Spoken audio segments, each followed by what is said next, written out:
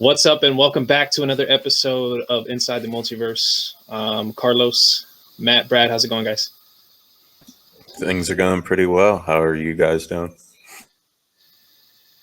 Can't complain at all. Yeah, so we're back here with another episode. It hasn't been that crazy, like news-wise, but I think we got some fun stuff to, go over. We're gonna save, of course, was it Kong versus Godzilla? Godzilla versus Kong. Godzilla vs. Kong. Godzilla versus Kong, my bad. A god always comes before a king. I messed that up. I apologize.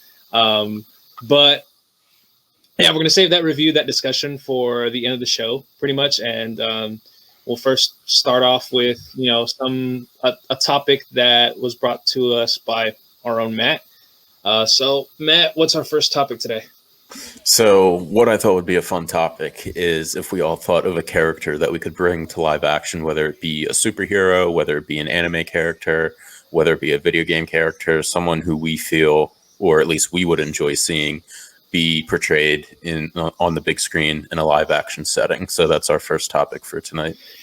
Woo! Yeah, I'm gonna say, I'm gonna get it right out. This was probably one of the hardest things to come up with, just for me personally, because of the characters that I like right now at the moment. A lot of them are either on screen or they're planning to be on screen, right? They're in production or pre-production, whatever it is. So I tried to steer clear away from those and try to go with someone's, a few different options. So yeah, I guess I'll go ahead and start off. So my first one, I chose a few. My first one is it's a DC character. Her name is Jessica Cruz. She is a Green Lantern. She's a member of the Green Lanterns. She's the Green Lantern of Earth. Now, the reason I chose her was my whole thing is I think it would be cool. Hey, Hal Jordan, Kyle Rayner, Guy Gardner, Jon Stewart are great. They're great. But I think adding this particular character, not only necessarily for diversity, but also just because you get to you have a lot more freedom with the character because she's fairly new. Her backstory isn't that fleshed out yet, and her story's moving forward. Now, she is always paired up with another character, but personally, I would like to see her be on her own first. Her backstory kind of goes that she was on a trip with some friends and she witnessed a murder. And they massacred her friends in front of her, and it left her traumatized. It left her with an anxiety, PTSD kind of situation. So her whole story is she has to go through and battle this anxiety, this PTSD, to eventually become a Lantern. And while she is a Lantern, she's always constantly battling with the idea of that I'm not good enough. Am I good enough? I can't do it. Certain situations may even kind of trigger those same feelings that she got. Yeah, you know what I mean?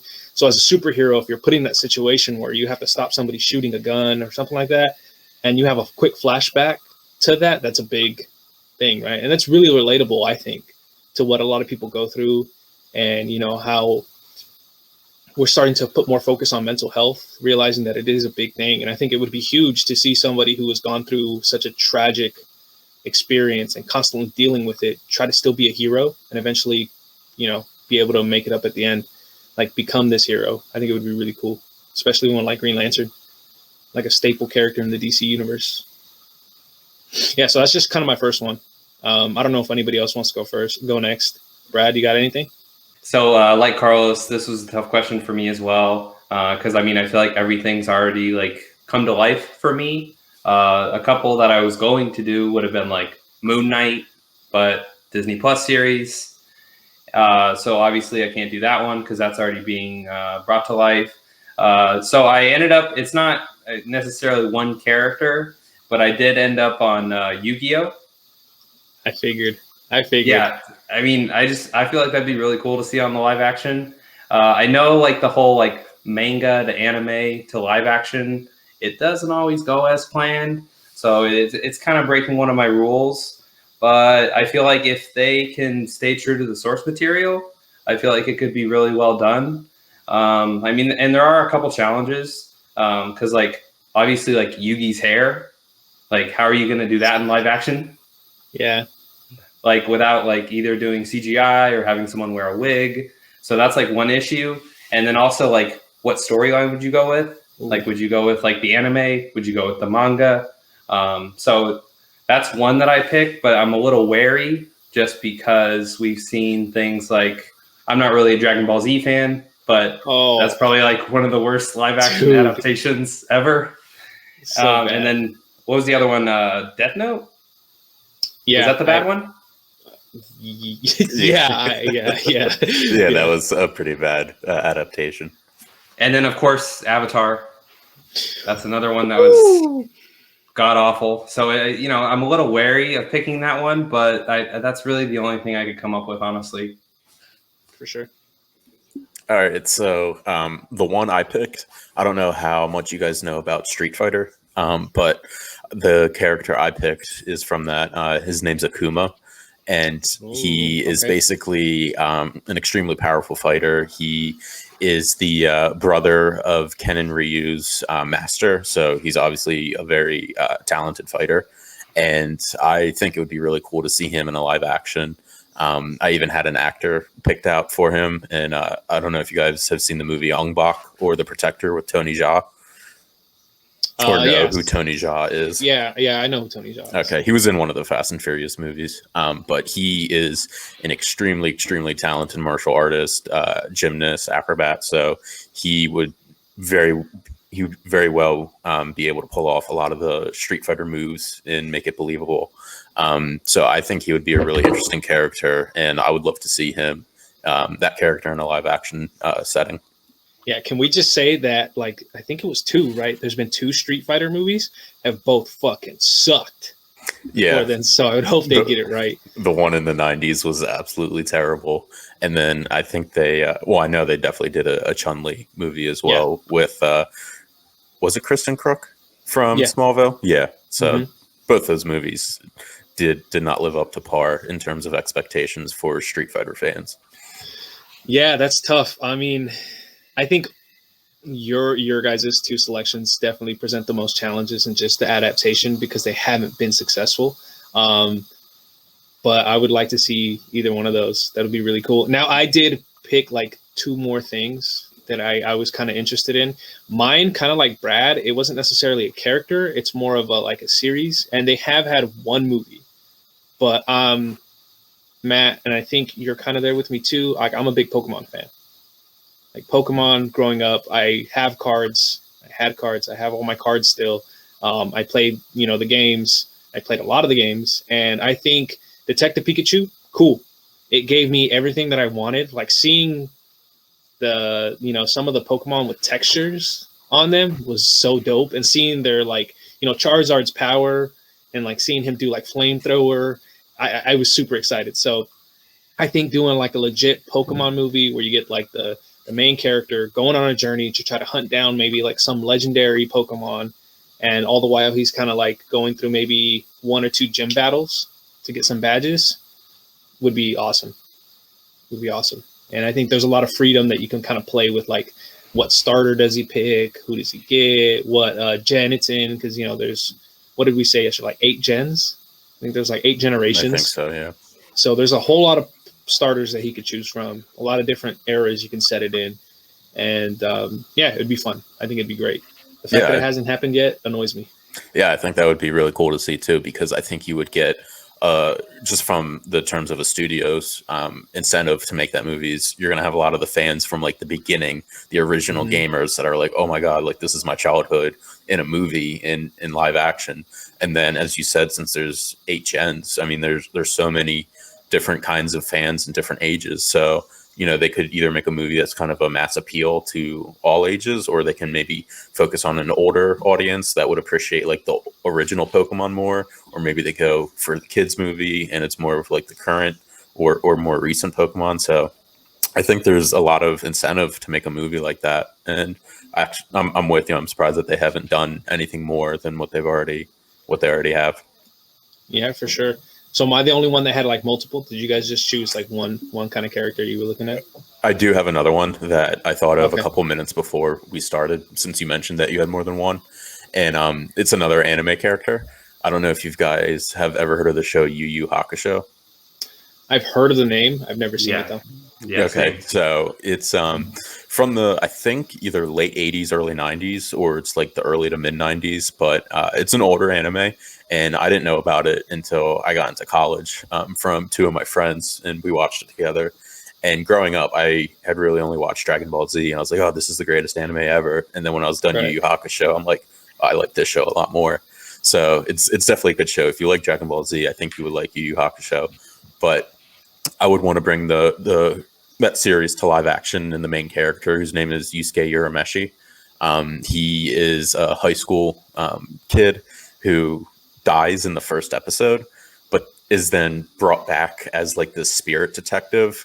And he basically, the show is about him taking down these different demons and going through his trials and tribulations as the spirit detective. So it's definitely a very interesting show, and it's, I would say, a little more geared towards an older audience than it is kids. So definitely something you guys should check out. But that would definitely be a character I would love to see in a live action setting. Yeah, that sounds pretty cool. I mean, if it has like some mystery elements to it, like, you know, like crimes, like solving riddles and puzzles and trying to figure things out, that's like, right, you know, that could be, you know, detective tells me, you know, I get excited when I hear detective because I love detective stories. So, I mean, I'll be honest, cool. The character's kind of dumb, and that's like one of the jokes about the show. Got it. Okay. So there's not like a lot of figuring stuff out. That's just kind of the title of what he does. Okay. But it is still a really great show, and the humor in it is really good. The action, the fighting, the storyline. So even though it doesn't have a lot of the detective aspect of it, I think you'd still like it. Okay, for sure. For sure. Brad, got anything else? No, unfortunately, I only had that one. That was a really tough question for me. I know, dude. You being the big Marvel fan right now, you're living in the golden age. Like, you're getting everything 100%. you could have ever wanted. I mean, Deadpool 3 is going to come out soon. You know, Marvel's going to have X-Men back. Like, all these things. I mean, really, all of us are kind of living in that age where we're so lucky to see all of this stuff start to get adapted. And I think it's really cool. And I'm super excited for it. I'll throw out like one more before we move on, just to kind of keep it going. So this one I chose, it's like a recent cartoon. It is more geared towards like children, but I stumbled upon this cartoon a little while ago, and I thought it was really cool, and I really like it. It's called Victor and Valentino, and it's on like HBO Max. It's like on Cartoon Network. And have either of you guys ever seen Gravity Falls, or like heard of it or anything like that? Oh, so basically the premise of Victor and Valentino is that they live in this town in Mexico with their grandma, and the town has like all these really crazy spooky things going on with it, and it's a lot based on like Aztec, Mayan, you know, mythology that happens. So they deal with like some monsters, or they'll deal with like certain myths in like Latino or Latinx culture. That's really cool. And like, that's one of the reasons why I, you know, started watching it, because it brought back a bunch of stories that I used to be told when I was younger, like about, like there's one story about like something called La Lechuza. If you don't know what that is, that's basically like owl. That's a translation of owl. So the story is like some owl lady, if you're out tonight or whatever, if you see her, she's going to kidnap you, take you away.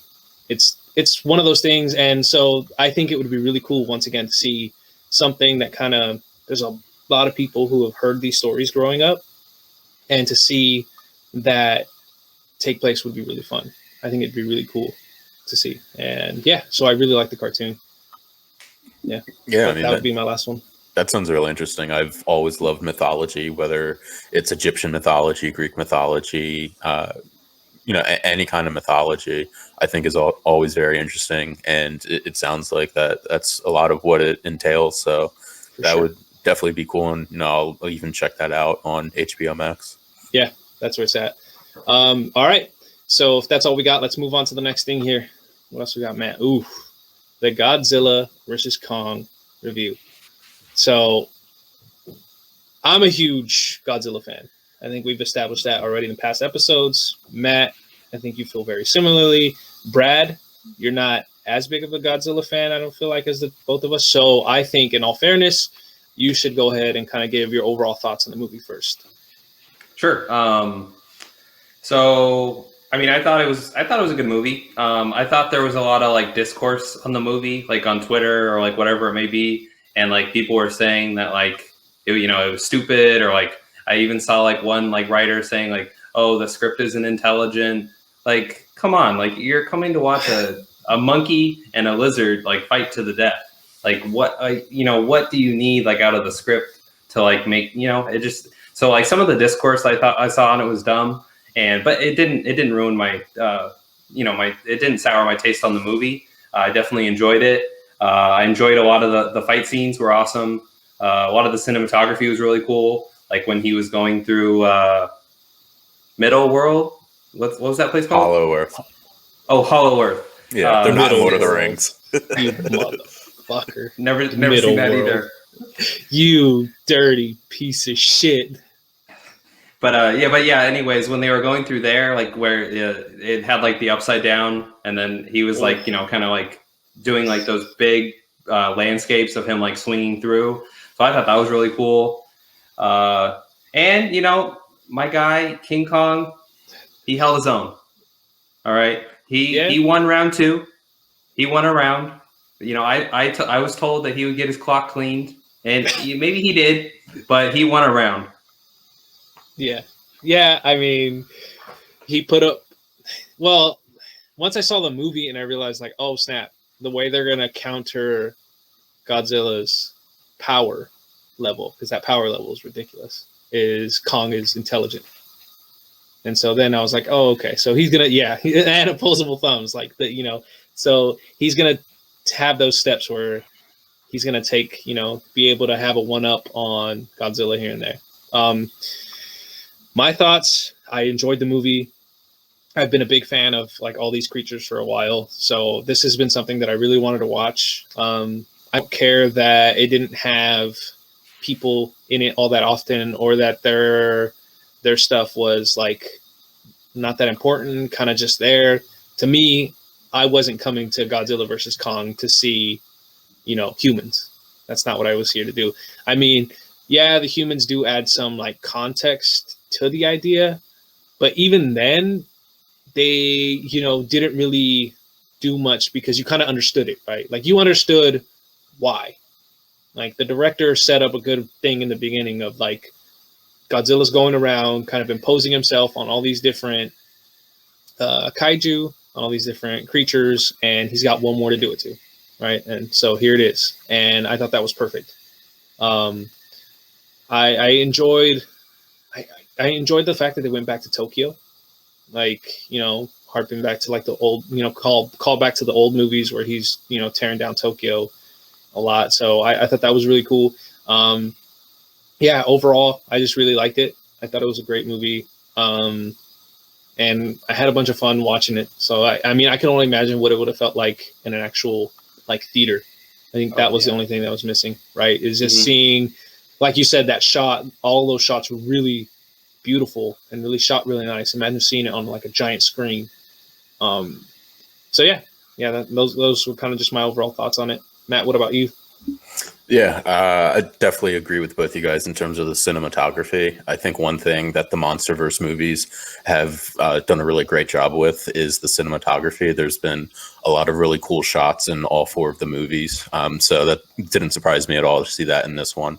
I really enjoyed the movie. As Brad said, we're not coming to this movie expecting like Golden Globe or Emmy performances. This isn't Casablanca. This isn't, any of those great movies that you think of when you hear, great cinema pieces. So just watching a giant ape, a giant lizard fight is really entertaining, and that's really all you needed. One thing I liked was in the previews, the one character, I forget his name, but he was basically like the conspiracy theory guy that thought everything. Yeah. At first in the previews, I thought they were kind of making him out to be like a joke, and he was just there for the humor. But as I was watching the movie, I actually really came to appreciate his character. Yeah. Especially just getting that little bit about his wife passing away, and he was holding that flask on. And if you saw him drinking that meant he was giving up hope. So I liked that aspect of it. The little part of the human element I thought was just enough, and it was there to give you context and keep you a little more interested. I like the fact that they had and showed King Kong being able to use sign language and understood it, and even his reasoning for why he didn't let the scientists know that he can do that, and he only would communicate with the little girl because he was basically afraid of being exploited for what he is and used as like a pawn. So I thought that was really cool too. And then I thought it was a little predictable with what was going to happen. I know that Carlos had said before they're basically going to do the Batman versus Superman story, but just do it even better. And I thought they did. So it was predictable, but again, you know, I'm watching this movie to watch Godzilla versus King Kong. I'm not expecting to be blown away by the storyline or the acting of the humans. So I thought it was pretty cool. I didn't love the route they went with Mechagodzilla. I was maybe looking too deep into it and thought because they were using Ghidorah's head that maybe there's going to be a kind of a twist that Ghidorah was kind of in control the entire time and was like influencing the humans and letting them think like, oh, we can use Ghidorah's head to make Mechagodzilla so we can have, you know, a defense against Godzilla, while Ghidorah was thinking like, nope, I'm just using you guys to get a body so I can fight again and destroy everything. So I thought maybe they'd go in that direction, which they didn't. But yeah, I thought it was great. I loved the Hollow Earth aspect of it, and I hope that we can get more movies from this, because I think there's definitely a lot of directions that they can go in, and a lot more kaiju that they can bring to kind of challenge Godzilla.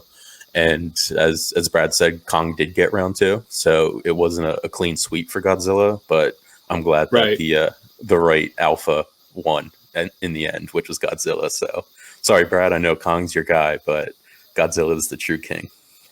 Yeah, he got the fucking shit beat out of him. Oh man. So yeah, Brad, you got anything else you want to add on like Godzilla? Any little points that you liked about it? Well, I do want to talk about one thing, because just like from a box office perspective, it's going to be kind of interesting to see how this plays out, because it did really well in China, but it hasn't done that well in the US. But it also did really well on HBO Max. So much so that HBO Max has said that it did better than any of the movies they've released to this point. So I'm just wondering how that looks for like the future of movies. With them doing like these like straight to home, you know, like same day it comes out in the theater, you're able to watch it on your TV at home. So I'm wondering how that's going to play out in terms of like the box office and like going to like an actual movie theater again. Because like if everybody's watching it on HBO Max, where's the incentive for them to keep playing it in the movie theaters? Yeah. I agree with that. And I read an article too that said because of the lack of success that King of All Monsters had, they were expecting it to do better financially. They don't have any plans for future MonsterVerse projects yet, and they were waiting to see how this movie did. And I'm hoping that it does well enough for them to make more, because, you know, obviously I'm a fan of it, but Brad brings up a good point of, you know, what will the outcome be based on how they do financially and how HBO Max affects that. Yeah, I think that's the tricky thing, is like this whole pandemic stuff has kind of, you know, made the future of movie going experiences a little, you know, a little uneasy, a little unsure. Like we're not sure how it's going to pan out, because this way of watching movies is more convenient for some people, especially some people who may have families and they want to watch movies with their kids, but you know, they don't want to take them to the movies. So I think that is going to be interesting to see if the viewership on Godzilla versus Kong is consistent. You know, like if it's a drastic fall off, then maybe they kind of go like, well, was it worth it? Was it not? You know, that's interesting. I didn't even think about that. Back to the movie though, I think one thing that I really enjoyed about it was the young girl. I really liked her character. I thought she was just enough of a tether to the human aspect of stuff that made me like really enjoy it. Anytime she was on screen, I always wanted to see her interaction with Kong, just, you know, just to see how they were, what they were talking about, how they were acting. And it was interesting that it took them a while to kind of say that, you know, he knew sign language and she knew that's how they were communicating. Because at first it kind of just seemed like, oh, it was a sense, you know, like she can sense his heartbeat. She can sense, I thought it was like she could sense how he was feeling, but in reality, he was telling her how he was feeling. And I thought that was really cool to see. Yeah, I enjoyed her character. I thought, after a little bit more thinking about it, I think the only two things that maybe I would have hoped would have been like tweaked were like the score. So I think what made and we'll kind of get into the rankings, what made the previous movie, Godzilla King of Monsters, slightly better for me was like anytime one of the big kaiju was on screen, you kind of like felt the seriousness in the score. And Brad, I don't know if you've seen that movie yet. I don't think you have, right? So it's like you felt the presence, and I mean, you kind of get that just because of the sheer size of the creatures, but I also think like it would have been cool to keep some of those tethers of score in. And I think, man, this was just a nitpicky thing, but like, you know, the actor who played what was his name? Something Simmons, the head of Apex. Mm-hmm. And and his daughter. So those actor and actresses that actor and that actress are both Mexican. And I was like really bummed that they didn't at least give them like Mexican names. Like just from a nitpicky thing, like why can't they be heads of Apex with, you know, why did they have to rename them like Something Simmons? And I was like, you know, because the dude has an accent, like it's unmistakable. He has an accent, like, you know what I mean? But other than that, I enjoyed it, liked it. I would recommend it. Go watch it. Yeah, I have a question for you, Carlos. Brad, What's you up? probably can't answer it since you haven't seen the first two Godzilla movies, but I know that they said that Godzilla and King Kong were the same size, but was it just me, or did it seem like King Kong was smaller than what Godzilla looked like in the first Godzilla movie? Like, I feel like Godzilla looked way bigger in the first movie, and then King Kong looked like a lot smaller than that in this movie. Because I was just thinking, like, if you had that little girl next to Godzilla, I feel like she would look so much smaller. But when she was next to King Kong, like, obviously there's a huge size difference. But I don't know. It just, to me, didn't seem like Kong actually looked to be the same size as Godzilla. Yeah, no, I think they kind of played with the scale because, you know, in Kong Skull Island, they mentioned how, you know, how he's young and he's still growing, right? And he'll eventually grow to be that king or whatever it is. I the whole time I was kind of watching though, I didn't feel that they were the same size.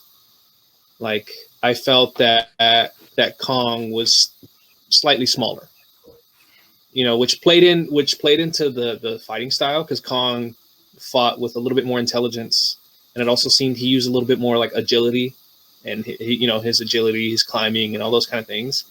I'm wondering if he shrunk for this movie, Godzilla, at all too. I think that's another question because, dude, in that first one, Godzilla is massive. Like he is just like the perspective you get sometimes when he's standing next to things in that first movie is crazy. He is massive. And then in King of Monsters, you can tell that he's like a big creature. He's so big. So I don't know if they kind of just played with his size, Godzilla size, to make it seem like a less physically imposing thing to kind of give him a better physical match. But yeah, hope that answered your question. I think that's how. I didn't know if it was just me or not. It just didn't seem like they were equal in size. So it was just, I just wanted to make sure it wasn't just me. No, yeah, for sure. You could tell. Yeah. Like I know the director had talked about like he kind of had to adjust and give Kong wins at certain times just because of how powerful Godzilla is. Like he had to force himself to make sure that, you know, Kong wasn't just getting thrashed every scene that they were fighting. So he had to readjust things and make sure that, okay, Kong wins this one. All right. Like it was something like that. He had to be very attentive to that. So yeah. Yeah, and I don't want Brad or our listeners to think I don't like Kong because I mean, if I had to go into a fight against a giant creature, I mean, King Kong would be one of my top choices as my. I don't even want to say ally, as my protector. That's basically what he would be. But I mean, when you look at him compared to Godzilla, I mean, Godzilla has the super strength, which Kong obviously has, but Godzilla also has the atomic breath. He has regenerative abilities, which Kong doesn't have. And there's just so many things that are in Godzilla's favor. So I feel like it's just hard to make it believable that King Kong would be able to beat Godzilla, but he put up a great fight. And again, if I had to go up against some crazy creature or alien creature, Kong would be one of my first choices to help. So, Brad, how did you feel about when your boy was like in the water, being dragged to the depths, and Godzilla had his like tail wrapped around him? Did you think, oh shit, it's a wrap? And that's what I was thinking. Honestly, that was a tough scene. Because, like, I was thinking back to, like, our group chat, and I was vehemently defending King Kong. So I was like, oh, shit. Like, he's going to get his ass kicked the whole movie. But then what they do, they send, like, a bunch of bombs down, and they save King Kong. Yeah. And then, thankfully, he had to come back. He won round 2. So I didn't have to run back to the group chat with the tail completely between my legs. But... Dude, I mean, as soon as I saw that they were going to fight in water, I was like, fuck, this is going to be bad for, Kong. Like, he kind of used his skills to jump from, like, boat to boat, which I thought was, like, super cool. But, yeah, that was like, crazy. I was like, fuck, he's really going to get close to dying here. Obviously, he's not going to die. It's still, like, the first act. But, it was a super cool scene. So, anybody have any last thoughts about the movie? Anything they want to share? No. Okay. What's up, Brad? So the director, he actually there was actually an end credit scene, but he had to pull it. Oh. Yeah. He didn't say what it was? No. I don't think he's gonna release it. Maybe it'll be on like a director's cut or something. I don't know. But maybe it was related to the MonsterVerse, and then now the future's up in the air. I don't know. I saw an article, and this may be completely different than what you saw. So, you could entirely be right. But I did see something that said he was originally going to have a post-credit scene, but he had to put it in the movie because they weren't sure if they were going to make more after this. So based on the article I read, which still it might be different than what you saw, but it was the scene basically where Kong is in Hollow Earth at the end. And also when Godzilla is walking back into the water, that was supposed to be like the post-credit scenes, just showing that they've kind of gone off in their own direction, and Kong's going to become the protector of Hollow Earth and deal with whatever's down there, and Godzilla's going back to the water until the next kaiju appears, and he has to defend his title or defend Earth. So that's just based on the article I read, though. So, I mean, that doesn't mean it's right or not, but that's just something I read. Okay, for sure. Oh, I have a question. So, I don't know, Brad, maybe you can chime in a little bit, but definitely Matt. If they do make another one, let's say they go forward with another kaiju movie, another Godzilla movie, who would you want to see him fight next? Because I think that's a big, he's already fought Ghidorah, he's fought Rodan, he's fought alongside Mothra, he's fought Kong. Yeah, I'm looking up the name of it now. It's the one that has the two I don't know if you want to call them, and he has like the laser eye kind of thing. I'm trying to find what his name is. I mean, Space Godzilla would be kind of cool because Space Godzilla, if I remember correctly, was the only monster in all the Godzilla movies that actually killed Godzilla at one point. But the one I'm thinking of, he's almost like got like praying mantis type blades, or like Scyther. Gigan. That would be a pretty cool one because I watched a lot of the Godzilla movies as a kid. I've even tried to rewatch some of them now, but just watching movies like that in the 60s, it's hard to watch. But I remember him from my childhood. Obviously, I didn't remember his name, but I remember what he looked like.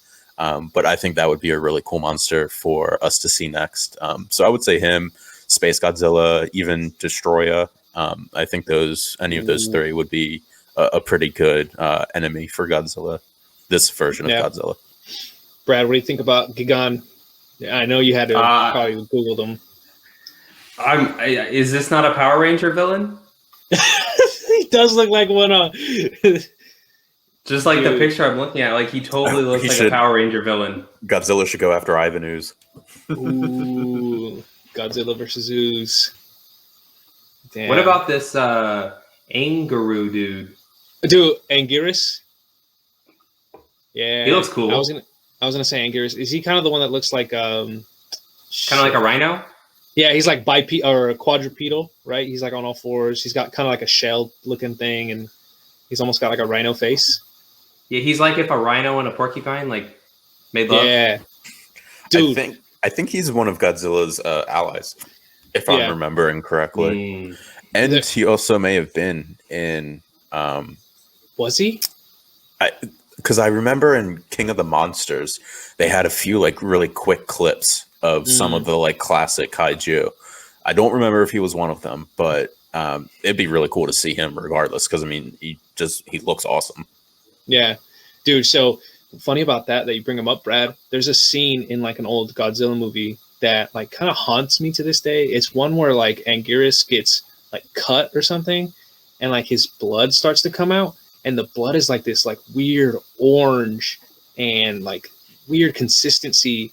And I just remember watching it when I was young, thinking like it scared the shit out of me. I was like, what the fuck is that? Like it creeped me out so much that it's stuck with me to this day. Like anytime I think about Godzilla, I'll think about that scene and it freaks me out for some weird reason.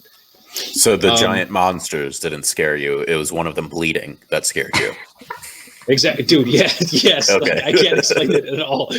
Like, dude, it's the weirdest obsession I had when I was younger. Yeah, and it was the bleeding. The bleeding freaked me out.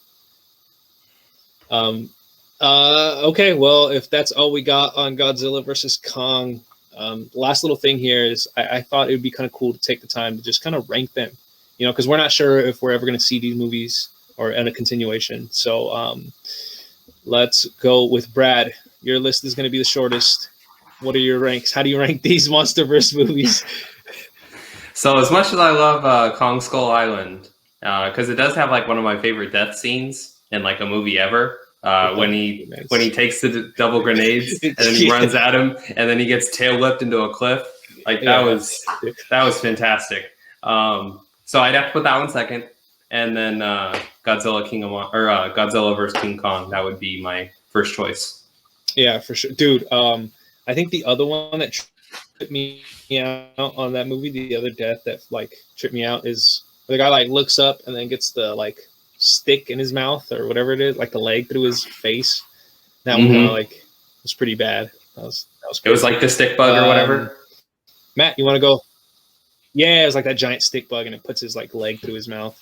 I was like, oh, that's fucked up. That's real fucked up. Yeah, Matt, what are your rankings? So mine, and this is just my preference. I know a lot of people might disagree with it, but for me, I think the best one was the first Godzilla movie with Elizabeth Olsen and Aaron Tyler Johnson. After that, I would have Godzilla King of the Monsters. And then third, I would have Godzilla vs. Kong. And then fourth, I'd have Kong Skull Island. And again, this is not bashing on Kong. I really loved Kong Skull Island. It's not like this is going A, B, C, D. This is more like A minus, B plus, B. So I think Kong Skull Island is a really great movie. It probably has my favorite cast of all all four of the movies. Having Tom Hiddleston, Brie Larson, John Goodman. It's just a great cast. But for me, I have Godzilla ranked as 1 because, as I said, I grew up watching these movies. Even as a kid with the 1998 version with Matthew Broderick, like I was excited to see that because even though it was a terrible movie and a terrible portrayal of Godzilla, it was still Godzilla. So I was like, I gotta watch it. So it had been a while since we had seen a Godzilla movie, and there had been other ones since that movie that were made in Japan and stuff. So there have been other ones that I've seen in between those two, but it was just the anticipation of seeing Godzilla. And in that one scene where they're at the airport And it's the Dude, yes. first time we see Godzilla in his Yes. entirety, and the camera is just scale. panning up, and you're just like, when is it gonna like? When are we gonna get to his head? So for me, it was just that one scene. I was just like, that's what I was looking for when I went to see this movie. It's just that build up to it. And then the other scene that I just absolutely loved is at the very end when he kills the monster and rips his mouth open and shoots his breath down, and he's just holding that head. I mean, it was just such a badass moment. I was just like, this is like the Godzilla I want to see. So for me, I have that as first just because of the anticipation that I had for that movie and for the character. Right. And then Godzilla King of Monsters, seeing Ghidorah in such a grand size, that was really cool too. So yeah, that's my ranking. I don't know what yours is, but I have a feeling you don't have Godzilla as the first. No, unfortunately, I do not. But mine goes Godzilla King of Monsters just because of the like scale of everything. Like, Brad, you got to watch these movies, dude. Like, you got to go back and watch Godzilla and Godzilla King of Monsters. They're just so like you see Ghidorah and you kind of get the explanation, the little backstory, and then you realize like, oh shit, this is a real threat. Like, this is no joke. Like, this is an actual threat. Somebody that can really, kill him if he's not, able to handle it. So I really, really like that movie. It was so good. Then to see Rodan and Mothra, it was great. It was everything I wanted. Now, number 2 for me would be Godzilla, just because of like the anticipation thing that you talked about. And I thought the director, who was the director again? Was it Trevorrow? I forget who the director was. I can look it up real quick. Yeah, can you do a search on that? Yeah, and while I'm doing that real quick, I forgot to mention, and I wanted to make sure that I did say it, was another reason why I loved Godzilla and Godzilla King of the Monsters is Ken Watanabe. I think he is an amazing actor, and I loved his character and the connection that it had with the original backstory of Godzilla, of being this creature created from humans doing nuclear bombs and nuclear testing, and having the kind of throwback to his watch is at the same time as when the nuclear bombs hit Hiroshima. So I thought that was really cool. And the director of the first Godzilla was Gareth Edwards. Gareth Edwards. Okay. Mm-hmm. So yeah, I thought he did a really good job of setting up like anticipation, because it was constant, like, in the movie, Brad, there's slight spoilers, but in Godzilla 2014, there's this constant feeling of like, you almost get to see him and then there's a cut, and then you almost get to see him, then there's a quick cut, right? So it's this like quick thing of like, when is it going to pay off? When is it going to pay off? And when it finally hits, it hits. Like, you get to see, like Matt said, you get to see him to scale, and you're like, holy shit. You get to see him fight, and you're like, fuck, that's crazy. Like, the payoff in that movie was so good. I know some people bitched and complained about like, oh, it was too long. Oh, I didn't get. I'm like, dude, it's a buildup. It's a buildup. Enjoy it. So I got Godzilla 2014 as 2. Third is Godzilla versus Kong. I liked it. It was great. It was fun. And then 4th is obviously Kong Skull Island. Like Matt said, nothing against Kong Skull Island. I thought it was a really good movie. It probably had the best cast. I think you said that too, right, Matt? That it had the best cast out of all the movies, just human-wise. Like, they were knocking it out of the park.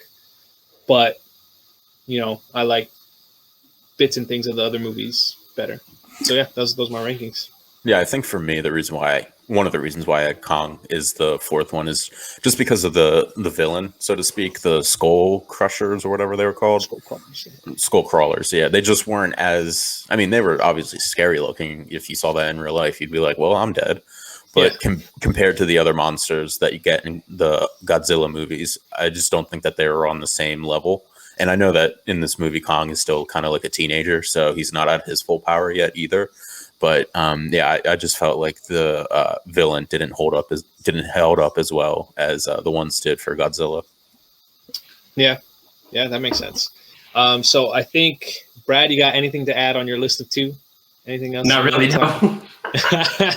So I know this is a very heavy one for Matt and myself, but I hope, Brad, you'll go and like watch these movies and just let us know what you think, dude, because I think they're pretty cool. They're fun to watch.